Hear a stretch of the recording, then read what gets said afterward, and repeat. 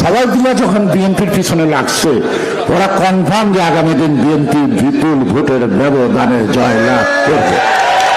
এই কারণেই ওরা নির্বাচন নয়, নাকি স্বাধীন মুবারক নাই, নাকি কফি হাউসে আড্ডা মারা, নাকি বিয়ে শাদীর দরকার নেই, এমনি তো চলন যায় না। নির্বাচন করতে হবে। নির্বাচন আটকানোর শক্তি কারো হাতে নাই যদি আমরা নামি। যারা বলে 16 বছরে আমরা কিছু করতে পারি নাই, তাদেরকে বলবো আমরা এখন 16 দিনে তা দেখিয়ে দিতে পারি। আমরা দেখাবো না।